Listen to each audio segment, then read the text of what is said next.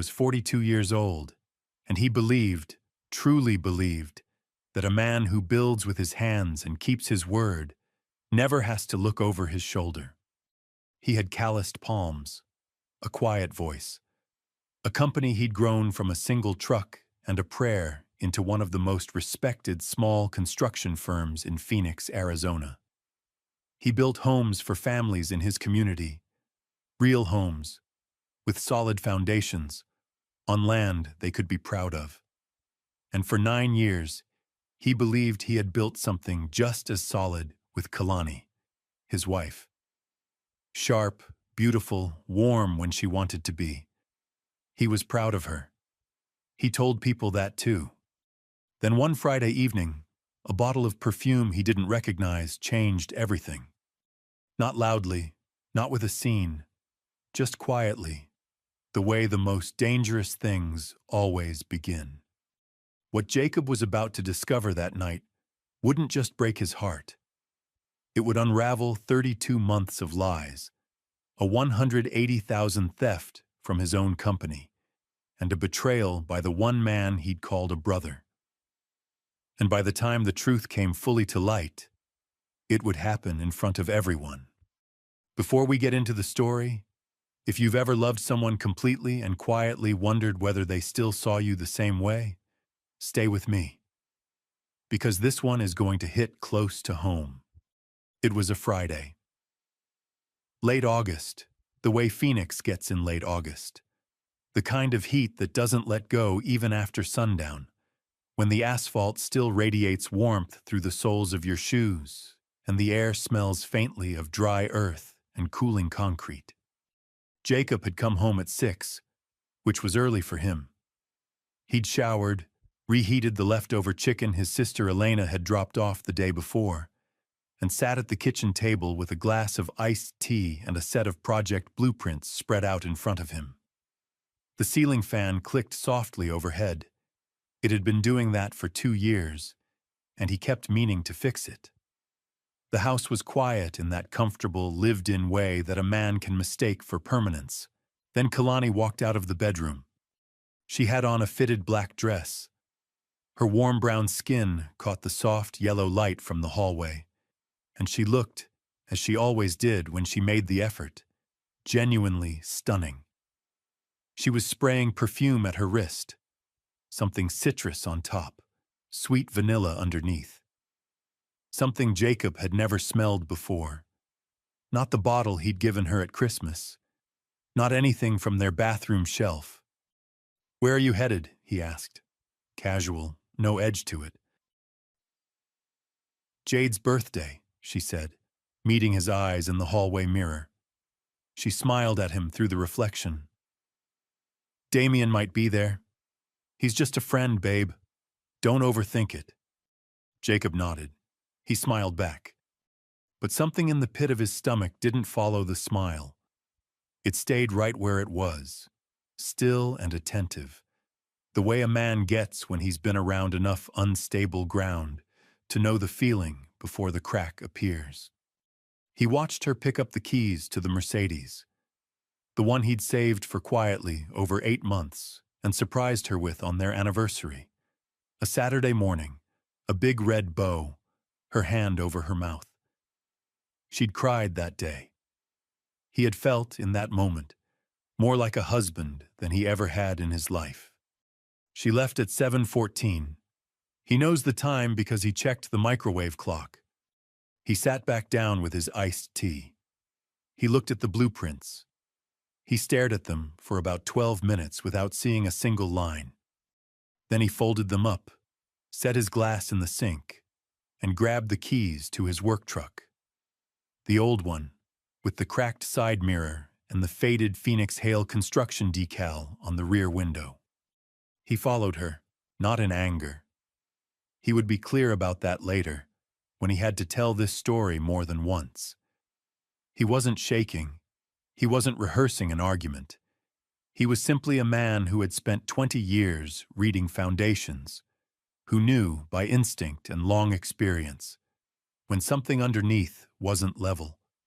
He gave her a 12-minute head start. Kalani didn't go to any restaurant. She drove straight to a luxury apartment complex in Scottsdale. Glass facade, polished lobby visible from the parking lot. The kind of building where the landscaping looks like it gets watered twice daily. She pulled into the covered lot without hesitation, walked through the main entrance, and held a key fob up to the elevator panel. Her own key fob, already in her hand. No buzzing up, no waiting for anyone. She stepped in. The elevator doors closed. Jacob sat across the street in the darkness, engine off, hands resting on the steering wheel. The desert heat pressed against the windows. Somewhere nearby, a sprinkler system clicked on and swept across a strip of grass. He watched the lobby lights. He didn't move. He wasn't going to storm the building. He wasn't going to call her. He had no interest in a scene that would cost him everything he needed to know. He simply sat in the dark and let the weight of what he was seeing settle into him slowly. The way a crack in a foundation settles, quiet and invisible, until one day, suddenly, it isn't. After a while, he started the truck and drove home. He reheated nothing. He sat on the back porch in the dark until nearly midnight, listening to the desert go quiet, and he began to think with the same patience he brought to every difficult build. He would not tear anything down. Not yet. Not until he understood exactly what he was looking at. But what he was about to discover would hurt far more than the affair itself, and it would change everything he thought he had built. Stay with me, because in the next part, Jacob starts pulling on the thread, and what unravels goes all the way back nearly 3 years before that Friday night.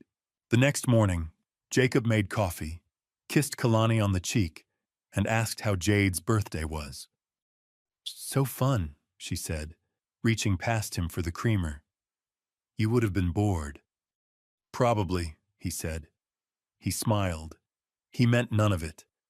He was on the phone with Victoria Kane before he reached the job site. Victoria came recommended through a lawyer in his network, a professional investigator in her early 50s who drove an unremarkable gray sedan and charged a flat rate that Jacob would later consider the best money he ever spent. She was methodical. She didn't editorialize. The first time they met, she told him, "Mr. Hale, I find what's there. I don't find what isn't. You want the truth? I'll get it." He told her he did. So Jacob Hale became, for a while, 2 men at once. By day, he was the model husband, home on time, asking about her week, driving to the garden supply store on a Saturday for a specific fertilizer Kalani had mentioned once in passing for the potted ficus on the back porch. He fixed the backyard fence one evening by garage light, hammer falling in steady rhythm while the neighborhood slept. His neighbor Harold leaned over the fence at some point and said, "You know it's 10:30, right?" Jacob laughed softly and kept going, but in the quiet hours, he was doing the kind of accounting that a man does when he suspects the blueprint he's been building from was wrong from the start. He thought about missed signals, reread old text messages, turned over memories the way you turn over a stone that's been sitting flush in the ground for so long, it left an impression. "I build houses for others with sweat," he thought one night in the garage, sitting on an overturned bucket with a warm ginger ale going flat in his hand, never realizing my own foundation had been cracking. Victoria delivered her first report in 8 days. Plain envelope. The luxury complex in Scottsdale, Unit 1402, registered to one Damian Cross, age 35, a commercial real estate investor. Kalani had entered and exited the building 4 times in 10 days. Key fob access confirmed each time. And then the line that stopped him cold. The relationship between Kalani and Damian Cross had been ongoing for 32 months. Jacob read that number twice, set the envelope on his workbench, picked it up and read it a third time. 32 months. He walked inside, opened the junk drawer in the hall table, and found near the back what he was looking for. A receipt from a jewelry store in Sedona. 2.5 years ago, a silver necklace he'd bought because he'd overheard Kalani admire it in a shop window during a weekend trip. He hadn't even been sure she'd seen him notice. He paid cash, wrapped it in tissue paper from the hotel gift shop, gave it to her over dinner. She had hugged him in the middle of the restaurant, voice muffled against his shoulder. "You always know exactly what I need." He had been so proud of that moment. He'd told Elena about it afterward. He now understood that Kalani had already been involved with Damien Cross for 3 months when he handed her that necklace. When she cried. He set the receipt flat on the kitchen table and looked at it for a long time. The ceiling fan clicked overhead. He didn't throw anything. He didn't make a call. He just looked at that small piece of paper and let himself understand, fully and without softening it, exactly what it meant. Then he went back to work. The second report from Victoria arrived 10 days later, and this one was heavier in a different way. In the 3rd year of their marriage, Kalani had worked part-time handling the company's books, invoicing, payroll, vendor scheduling. She was organized and efficient, and Jacob had added her as an authorized signer on the business account, as a practical matter. She was his wife. Of course he trusted her.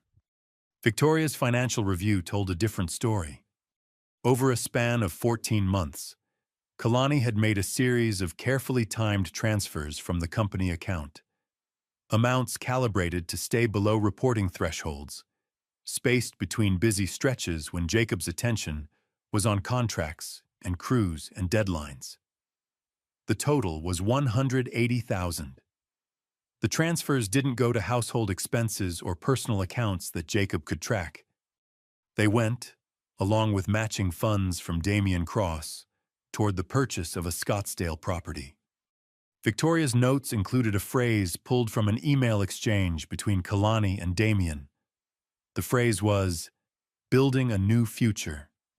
Jacob read that and set the report face down on the workbench. He stood there in the garage for several minutes without moving. He thought about every Saturday he'd given up, every contract he'd chased, every dollar he'd reinvested rather than spent because he was building something that was supposed to outlast the grind. He thought about the families living in homes he'd constructed. He thought about every employee he'd paid on time, without fail, no matter what that required of him personally. $180,000. He picked up his phone and left a message for Nathan Cole, the best contract attorney in Phoenix. Then came the thing that hurt in a different register entirely. The third piece of Victoria's report contained a name Jacob already knew well. Ryan Brooks, Kalani's younger brother. 29. Loud at cookouts, always short on hot sauce. The kind of man who told the same 3 stories at every family gathering and somehow got a laugh each time. Jacob had genuinely liked Ryan. 2 years earlier, he'd written the recommendation letter that helped Ryan obtain his contractor's license. He'd done it without being asked. Ryan had accepted $15,000 in so-called consulting fees from Damien Cross, paid across 2 installments. In exchange, he had stayed quiet. He had been aware of the affair and the financial arrangement for 14 months.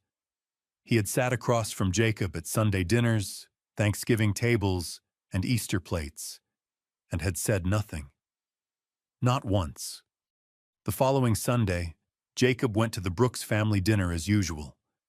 Good food, basketball on in the living room, Vivian's kitchen warm and fragrant. Ryan was louder than usual that afternoon, working through some long story about a breakdown on I-10 that had everyone chuckling. He did not meet Jacob's eyes a single time. Jacob watched him the way he watched a structure for stress fractures, patient, still, unhurried.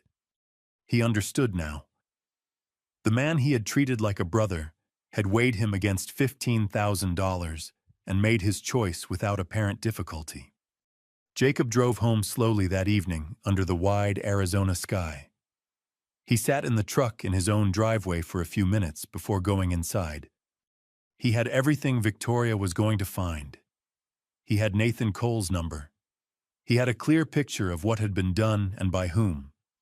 Now he needed a room where all of it could be said out loud, not for his own satisfaction, but because some truths are too large to be handled in private. They need air and witnesses and the particular weight of a community's presence. The Black Phoenix Housing Fund Gala was 3 weeks away, a major charity event supporting affordable housing across Phoenix's black neighborhoods. Damian Cross was listed as a primary sponsor. Jacob had been invited to participate as a respected contractor. He called the organizer the next morning and reserved a table. He had some invitations to send.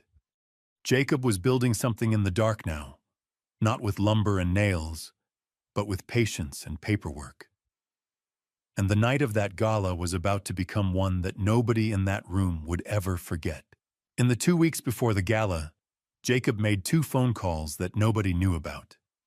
The first was to the venue manager, a quiet arrangement for a private lounge off the main hall, available for roughly 45 minutes mid-evening.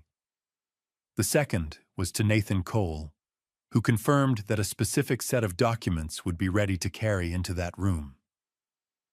Jacob asked Elena to be there. He told her only what she needed to know, and she asked him no questions. She showed up the evening of the gala with a leather folder tucked under her arm and said, "Tell me where to stand." He said, "Near the door." She nodded. That was the whole conversation. The night of the Black Phoenix Housing Fund Gala, the weather had softened the way Phoenix occasionally does in early autumn. The heat still present but gentler, as if the desert itself had exhaled. The venue was a downtown hotel with high ceilings and warm lighting, the kind of room that made everyone look a little more polished than they were. A live jazz quartet worked through something slow and clarinet-heavy in the corner, and there were white linen tables and flowers, and the particular warmth that fills a space when a community gathers around something it genuinely believes in. Jacob walked in with Kalani on his arm. She was wearing red, a different perfume tonight, something warmer. She smiled at people she recognized, accepted compliments gracefully, tucked herself close to Jacob's side the way a wife does when she wants to look like one. She had no idea. Jacob wore his best suit, pressed, unhurried. He shook hands with men he respected, nodded to contractors he'd worked alongside for years, exchanged a word with Vivian and Richard Brooks near the entrance.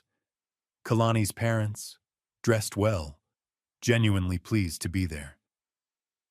Elena was already at their sponsored table, posture upright, folder on her lap. Victoria Kane was present too, near the back of the room, quiet and unremarkable in the way she always was. Damian Cross arrived 20 minutes in. He was handsome, the kind of polished that came from good clothes and practiced ease. He was holding a champagne flute and laughing at something as he crossed the room, completely at home in his own event. He caught Kalani's eye from across the space. Something moved between them.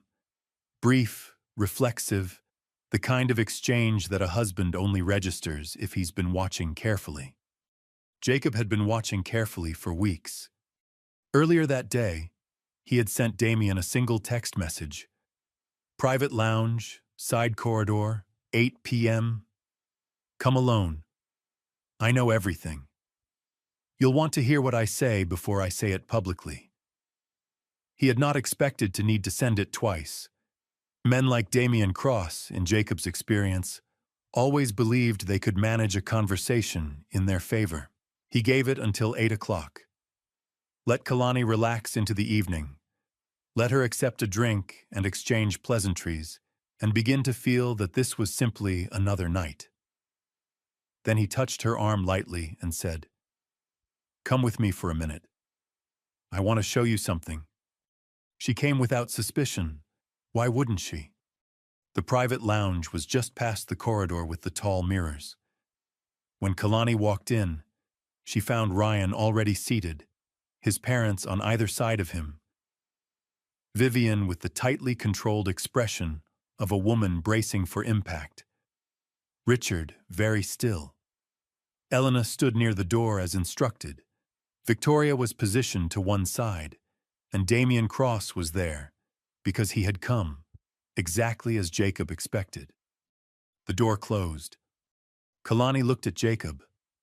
Her expression began the slow work of calculation, trying to read the room, measure the distance between where she stood and what she was facing. "Jacob," she said, light and careful. "What is this?" He didn't answer right away. He looked at everyone present, slowly, without hurry. Vivian, Richard, Ryan, who was studying the carpet, Elena, who gave him a small nod when his eyes reached her. Then he turned back to his wife. "Scottsdale Residences," he said. "Unit 1402. Your own key fob. 4 visits in 10 days that I witnessed personally." He held her gaze. 32 months, Kalani." The color left her face. "I know about the Sedona trip," he continued, his voice remaining level. "The silver necklace. You were already 3 months into this when I gave you that gift. When you hugged me in the middle of that restaurant." He paused. "I needed that said out loud, in front of the people who love us, and the ones who should have said something themselves." He turned to Ryan. The room became very still. "Ryan." His voice didn't rise. It never rose. "You accepted $15,000 across 2 payments to stay quiet for 14 months. He reached into his jacket and placed a folded bank statement on the table in front of Ryan. 2 transfers from Damien Cross's account, 3 months apart. Ryan Brooks as the receiving party. "You sat at my table. You ate food I bought. You watched me work and said nothing." Ryan's jaw moved. Nothing came out. Then Vivian made a sound. It was not a cry exactly. It was the sound a woman makes when something she built, or believed she built, fails in a way that cannot be quietly repaired.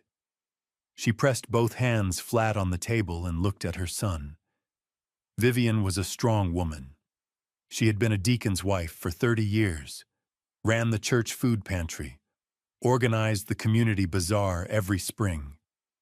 Grandchildren called her on Sundays. She was not a woman who fell apart. But she looked at Ryan now with an expression that Jacob had never seen on her face in 9 years of Sunday dinners, and when she spoke, her voice was barely above a whisper. "My son," she said, "how could you do this to a man this family called its own?" Ryan opened his mouth. "Don't," she said, just that word, and it was enough. Richard put his hand on her arm and said nothing at all. He was a quiet man by nature. Richard Brooks, a retired postal worker who had built his entire life around decency. He did not look at Ryan again for the rest of the evening. Damien Cross had not moved from the spot where he'd entered.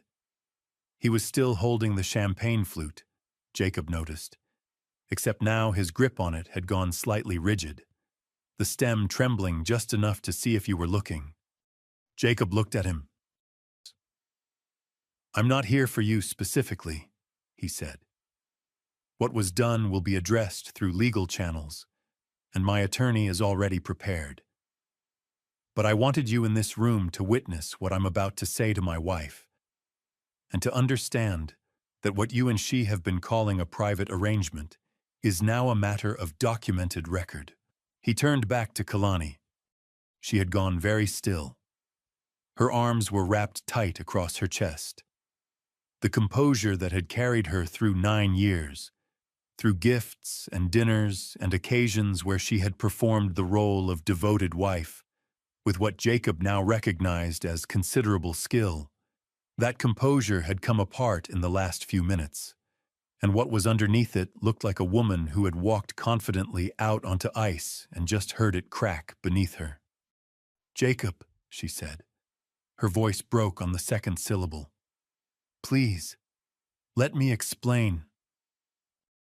"I'm not here in anger," he said. And it was true.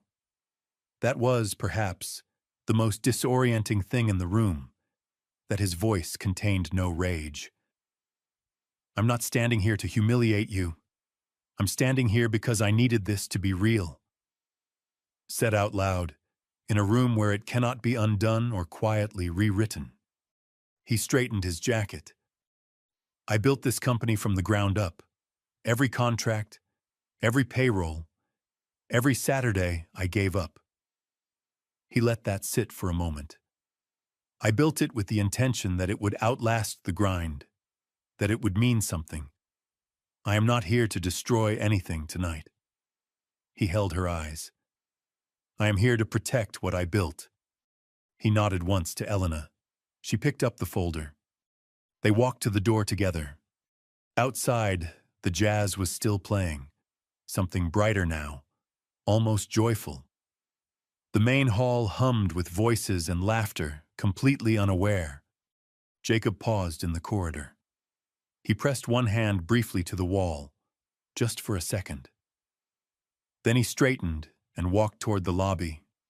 Behind him, through the closed lounge door, he could hear Vivian's voice again, low and measured, and carrying the particular weight that only arrives in a mother's voice when she has run entirely out of excuses to make for someone she loves. He did not stop to listen. He had heard enough for one night. What Jacob carries out of that hotel will close every exit Kalani thought she had left open, and what he reveals next will show just how carefully and how completely she had planned to take everything he built. Here is the part that no one in that private lounge had been prepared for. Not Vivian, not Richard, not even Elena, who knew more than most and still went quiet when she heard it laid out completely. Because what Jacob had shown them in the first part of that conversation, the affair, the 14 months of silence, the money paid for someone's complicity, that was the wound. Painful and clear. But what came next was the structure beneath the wound, the part that had been designed. He reached into Elena's folder. He set 2 documents on the table side by side, neat and deliberate. The first was a printed email thread, 17 messages between Kalani and Damian Cross, spanning 8 months. Jacob didn't read from it aloud. He turned it so the room could see the subject line of the most recent message, dated 6 weeks earlier. Divorce timeline plus asset split. Kalani's breath caught, audible across the room. "You were already planning it," Jacob said. Flat, factual. 14 months in, you were already mapping the exit. He rested 2 fingers lightly on the email printout. "Arizona is a community property state. You both understood that. 50% of Phoenix Hail construction at current valuation would represent a significant settlement. Damian's real estate network would absorb the business cleanly." He paused. "You were going to call it an amicable separation. You were going to let me believe it was mutual." Vivian closed her eyes. "There's a line in here," Jacob continued, "written to him 18 months ago." He found the page and turned it toward Kalani without touching her. Near the bottom, in her own words, the sentence read clearly. He didn't say it aloud. He let her read it herself. She had written, "Jacob is just the old foundation. I need an upgrade." The words sat in the room the way a stone sits after it's been dropped, the ripple moving outward in all directions, reaching everyone at slightly different moments. Richard Brooks pressed both hands flat on the table and stared straight ahead. He did not speak. He was a man who had spent 35 years at the post office sorting other people's correspondence, and he had never, in all those years, read anyone else's mail. Now he wished he could unsee what was in front of him. Damien Cross still hadn't spoken. He stood near the window with his champagne flute, and Jacob noticed his grip on it had tightened to the point that his knuckles had changed color. Kalani started to say something. Jacob set the second document in front of her. She looked down. Her face moved through confusion, then recognition, then something that arrived slowly.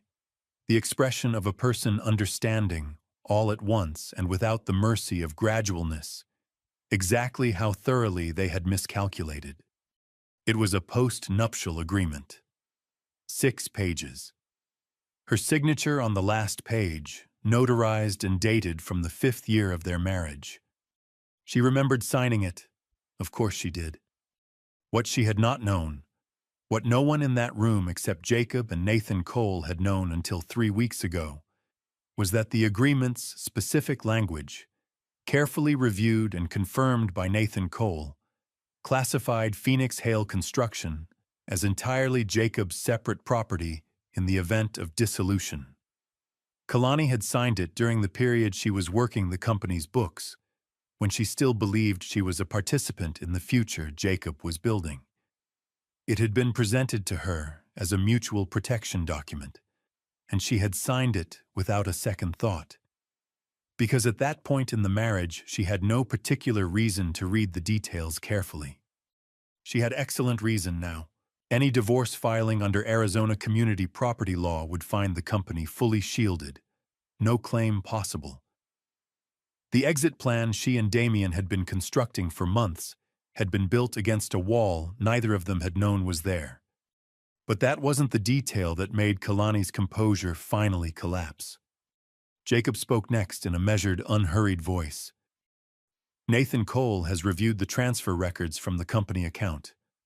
The $180,000 moved over 14 months while you held signing authority. He paused.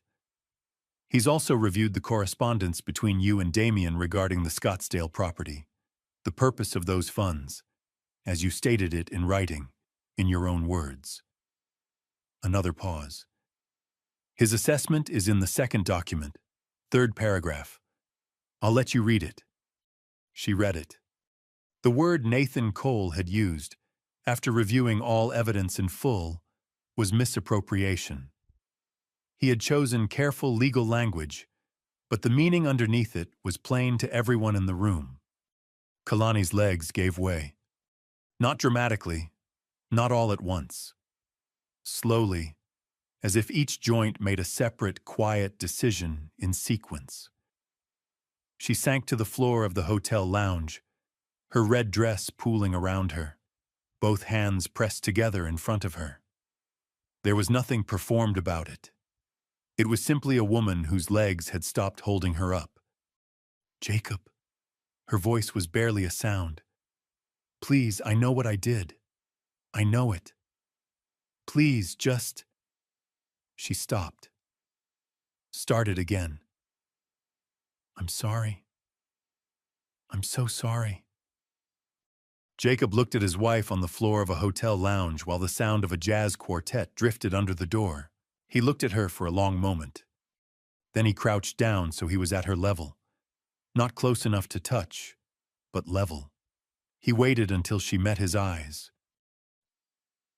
Kalani, he said, I loved you without condition for 9 years. Every day I went out to build something, I was building it for us. I want you to know that was real. Every bit of it was real. His voice remained steady, not cold, something quieter than cold. The tone of a man who has finished grieving something and is simply stating what remains. But you made a choice. You made it deliberately, and you funded it with what I built. And you planned to take the rest when you left. He held her gaze. So I made a choice too. and Nathan Cole has been executing it for 3 weeks. He stood. He buttoned his jacket, smoothed the front of it once with his palm, a small, ordinary gesture that somehow carried the full weight of finality. "You chose a life without me," he said. "I'm choosing a life without you." He turned and walked to the door. Elena was already there. She tucked the folder under her arm, looked at the room one last time with the honest, tired expression of a woman who has watched someone she once welcomed into a family make choices that cannot be recalled, and then she followed her brother out. Damian Cross had not moved. He stood exactly where he had been standing for the last half hour, in his expensive shoes, with his champagne flute, in the particular stillness of a man who has just discovered that every angle he'd calculated was wrong. He was looking at the empty space where Jacob had been standing. Jacob passed through the lounge doorway without a glance in his direction.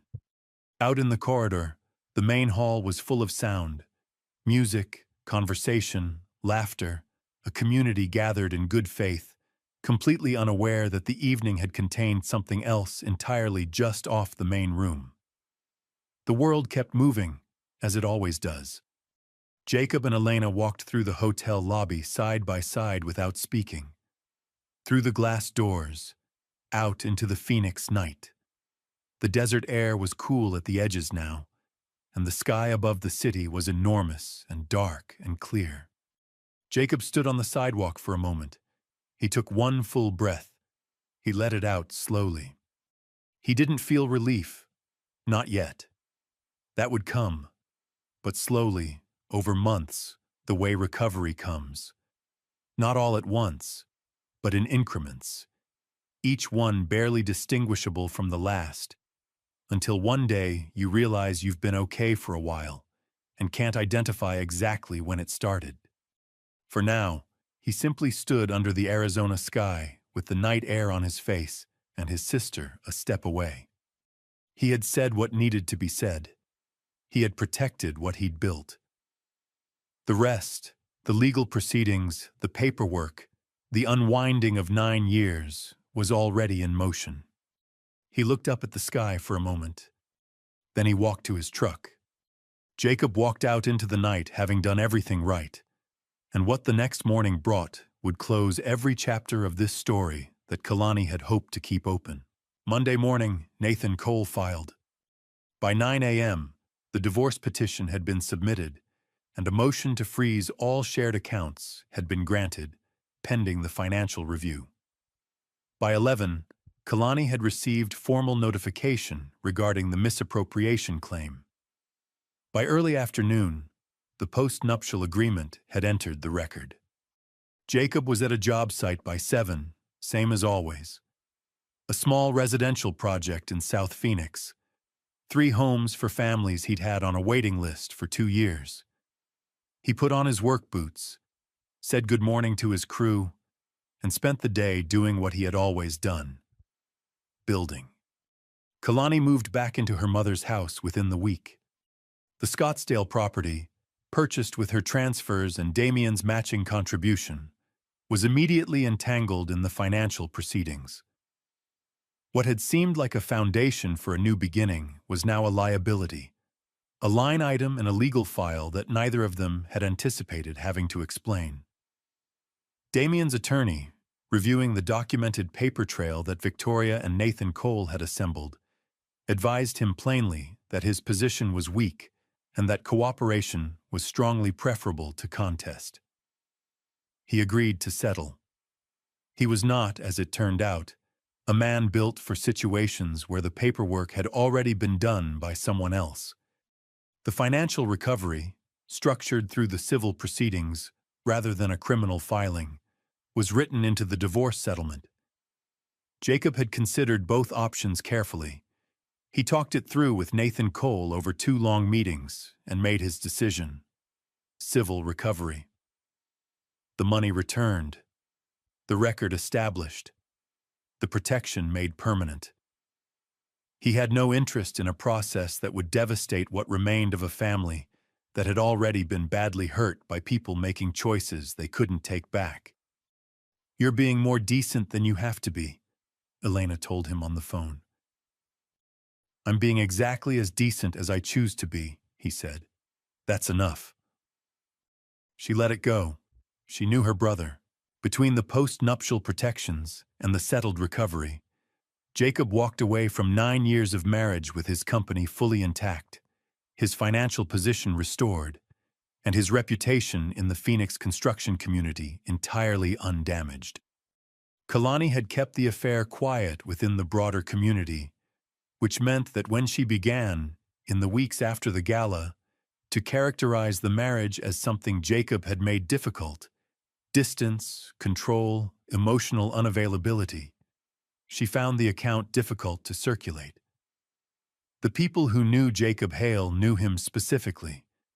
They had watched him work, watched him show up, watched him conduct himself with the same steadiness at a cookout that he brought to a job site.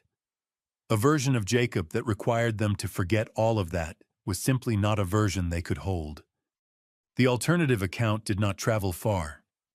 Ryan's situation resolved itself through the natural consequences of exposure. Damian Cross, navigating his own legal complications, stopped returning Ryan's calls. 2 colleagues in the property management industry became aware of the circumstances. Word had moved efficiently through the network that Nathan Cole operated in, and discretion was not something Damian had earned. Ryan's employer, upon learning the outline of what had happened, concluded that his continued presence was not in the company's interest. Ryan was let go. He came to his parents' house on a Sunday and tried to account for himself. He had assembled a list of reasons. He hadn't wanted to interfere between a husband and wife. He hadn't fully understood the scope of things.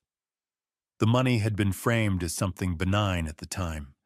He delivered this explanation in the living room while Vivian sat at the kitchen table with a cup of coffee going cold in front of her, looking out the back window. When Ryan finished, she was quiet for a moment.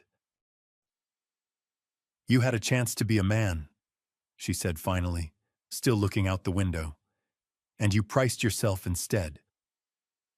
She turned and looked at her son. "I know what that cost you now, and I know it's not enough to undo what you chose." She shook her head slowly. "Go home, Ryan. We'll figure out what comes next."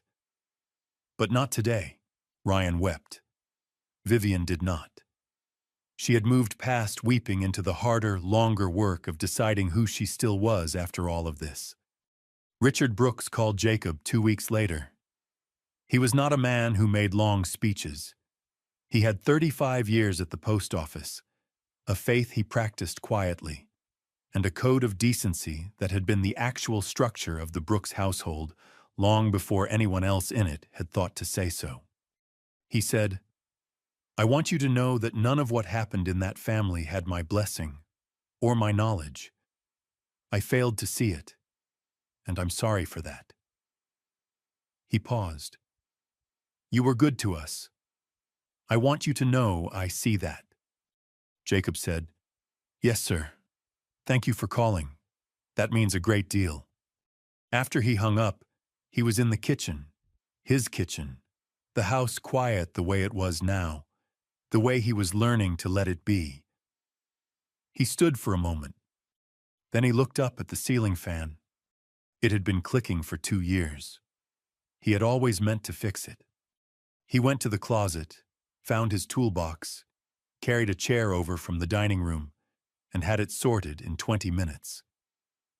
A loose bracket, a stripped screw, something so simple he almost laughed at himself for letting it go this long. He stepped down off the chair and turned the fan back on. It ran smooth and clean, no sound at all except the steady movement of air. He stood in the kitchen for a moment and just listened to that. Then he made himself a fresh cup of coffee and sat down at the table with the blueprints for a new project spread open in front of him. The house was quiet and the foundation was sound. And what Jacob Hale built next would matter more than anything that had come before it. 14 months later, Phoenix Hail Construction was the busiest it had ever been. Two significant municipal contracts, affordable housing developments in neighborhoods that had been waiting years for someone with the right credentials and the right community standing to take them on. An expanded crew, a second truck, and the company office, which had lived for 6 years in Jacob's spare bedroom, had been moved into a small commercial space on the south side of Phoenix. A hand-lettered sign hung above the door. One of his younger crew members had painted it on a Friday afternoon without being asked. Showed up Monday, already hung. Jacob had stood in the doorway for a long moment when he first saw it. He hadn't been able to say anything right away. He'd just nodded and gone in to start the day. The mentorship program had begun without ceremony the previous spring. 5 young black men, ages 19 to 24. 3 had come through a re-entry program. 2 had been referred by a pastor at the community church who said simply, "They need someone to show them it's possible." Jacob didn't create anything formal. No paperwork, no announcement. He just started showing up on Saturday mornings with those 5 young men on whatever active job site he was running, teaching them to read a level and frame a wall, pull a permit, interpret a blueprint, submit a bid. He paid them for their hours. He asked one thing in return: attention. Some Saturdays, someone spilled coffee across a set of drawings, and Jacob would look at the spreading stain and sigh in a way that made everyone within range start laughing before he even said a word. Some Saturdays, the morning got cold, and nobody wanted to be there, and he'd tell them, without drama, "That's the work." The work doesn't negotiate with the weather. Some Saturdays, one of them asked a question that stopped Jacob mid-motion. A real question, the kind that came from somewhere genuine, and he would set down whatever tool was in his hand and take the time to think before he answered, because he believed young men deserved honest responses more than fast ones. He told them one thing consistently, at the start of nearly every session: build with your hands and your word. Those two things together, nothing that comes from them will fall apart on you. They listened.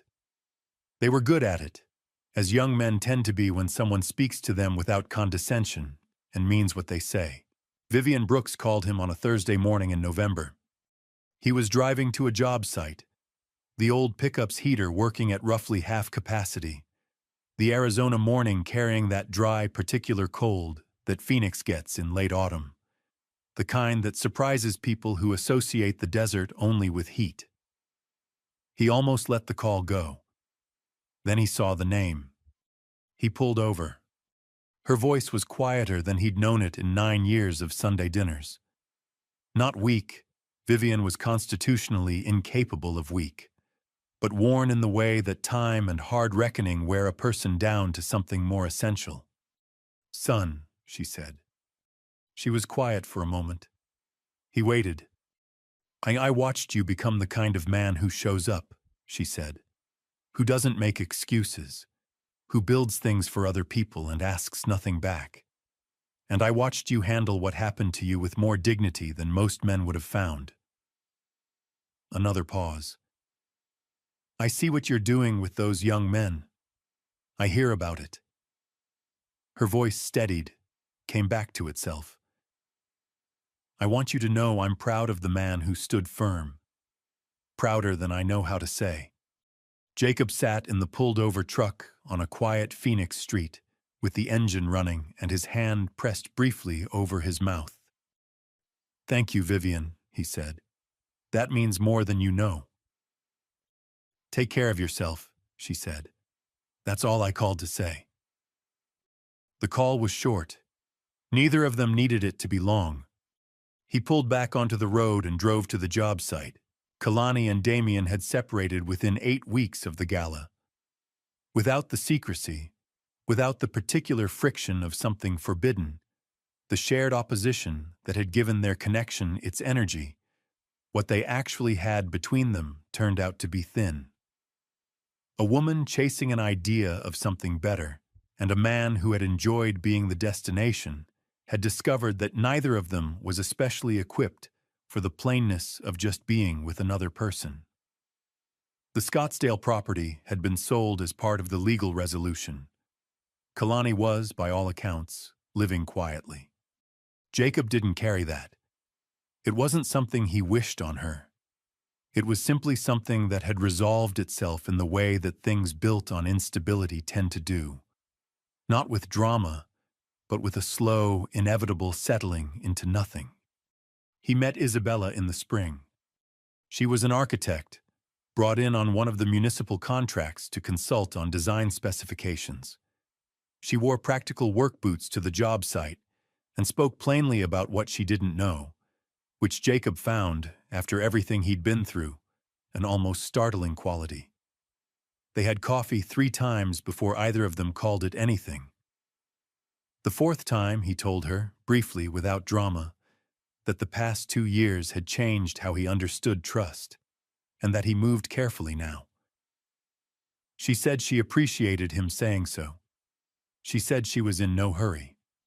Their relationship grew the way good things grow, slowly, with attention, without forcing the frame before the foundation was fully set.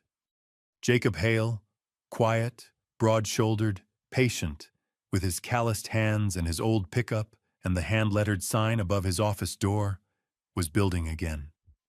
Not because he had recovered, not because the pain had simply disappeared, but because building honestly, with his hands and his word and the full weight of his character, was not something that had ever required perfect conditions. It was simply who he was, and nobody had managed to take that from him.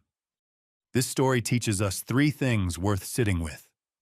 First, before you sign anything with your name on it, a financial form, a joint account, a document your spouse sets in front of you and calls routine, read it yourself, or have someone you trust read it with you.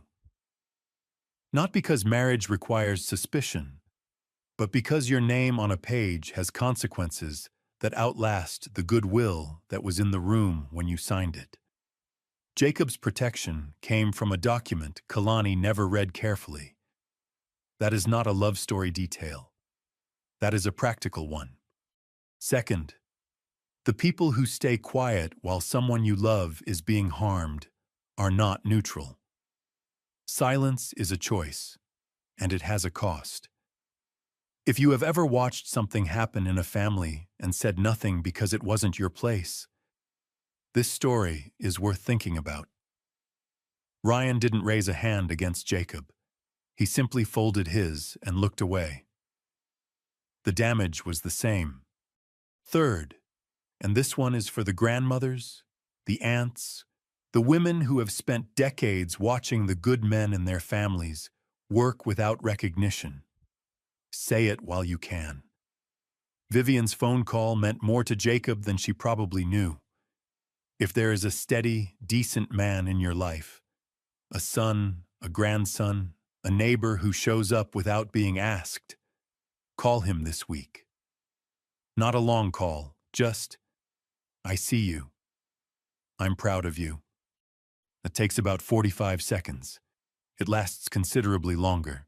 This story was written by a human, with AI as a companion.